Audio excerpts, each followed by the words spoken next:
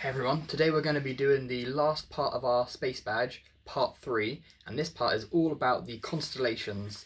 So it's a nice easy one, you just have to listen to some stories and then you've ticked off this badge. So what are the constellations? Constellations are pictures in the night sky that have been made by looking at all the stars and connecting the dots to draw different shapes and images. They were mostly made up by humans thousands of years ago, and they draw things like dogs or deer or things like that, and then they would give stories to go with these constellations. And the reason they would do this is because thousands of years ago they didn't have TV or video games like us to keep them entertained, but they could tell stories, and so stories were one of their favourite ways of keeping themselves entertained. They could also see a lot of the stars in the sky. So it's not like today where we can only see the brightest ones. And the reason we can only see the brightest ones is because we have something called light pollution, where there's all these buildings and street lights and cars, and they give out a lot of light, which is really great for us because it helps us to see at night. But it does kind of block out some of the light from the stars, and it makes it hard to see the fainter ones. So they didn't have all this light pollution thousands of years ago, and they could see a lot more stars. We would be able to see them if we went somewhere like a desert or on top of a mountain, where there wasn't many lights or buildings, and you would see a much brighter night sky and a lot more stars and things like that than you can see when you look out your window. So what would happen is they would lie back at night and they'd look up at the stars and they would connect some of the dots to try and make these pictures, and then they'd make up the stories to go with them. And some of the stories we're going to go over now. So we've got the first one, the easiest one to spot, or I think the easiest one to spot, is one called the Big Dipper, which looks like this. And the Big Dipper is kind of like a big frying pan. You can sort of see the handle here, and then here's the actual pan part. And now this one's really useful because it can be used to find the North Star. So if we follow the edge of the pan and we go in a straight line like that, it would point towards the North Star. And the North Star is useful because the North Star always points north, and people would use it to navigate, which was really helpful. Now, the Big Dipper isn't actually a constellation. It's something called an asterism, which is basically an easy to spot shape in the night sky, but it's not actually a picture and doesn't have a story to go with it.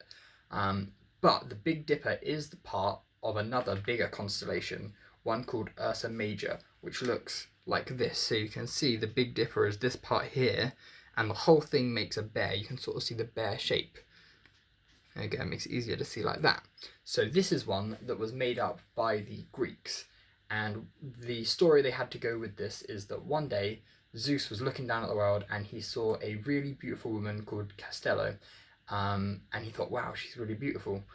But his wife Hera was jealous that he saw this woman and how beautiful this woman was, so she cursed her and turned her into a bear, and Costello spent 15 years trapped as a bear living in the forest, until one day her son came out and was hunting in the forest when he came across his mum, but he didn't recognise her because she looked like a bear. So he got out his spear, he was ready to fight her, and at the last second Zeus intervened to stop disaster, and he sent a tornado which carried both of them up into the stars, where they became the constellations Ursa Major, and her son became Boetes the herdsman, and now they're two constellations in the night sky.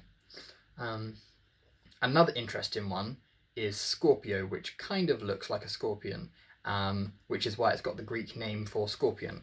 And Scorpio looks like this. So they imagined that here was the head with the two claws there, and then if you went down, there's the curving round tail. But Scorpio is a lot older than the Greeks. In fact, 3,000 years earlier, we found that the ancient Egyptians had stories about this constellation. They also saw it and thought, that looks like a scorpion. But they called it Ib, the Scorpion King. Now, the Greek story about Scorpio goes that Orion, the hunter, was out and about and he was hunting, and one day he came across a giant scorpion, and he looked at it and it was too big to fight, so he jumped into the ocean to avoid being stung by its giant stinger. So here we go. Here's Scorpio, and then here is Orion, and that's the story of them. And they said that this is why it looks like Orion is going into the sea as Scorpio rises up. Now, the real reason for this is because, as we said before, the Earth orbits the sun. It goes around the sun. And because of this, the Earth is in different positions at different times of the year, which means that when we're over here in the winter, we can only see the stars over here. But when we're over here in the summer, we can see the stars over here. So we can see different ones. But it looked like to the Greeks that the constellations were moving across the sky, and Orion was dipping down over the horizon into the ocean, and Scorpio was rising out of it, which is why they thought that Orion jumped into the ocean, although we now know that it's because we were orbiting around the sun and in different positions. So those are just two interesting stories about the constellations. There are a bunch more. I think there's something like 88 different constellations. So you might find it fun to look into some. You could tell me what your favourite one that you found was. But that's all you need to do this week for your space badge. And if you've done the other parts, then you will have earned this badge. So really good job. I'm really impressed with all of you who've been working hard on this. It's been nice to see that you're all enjoying it.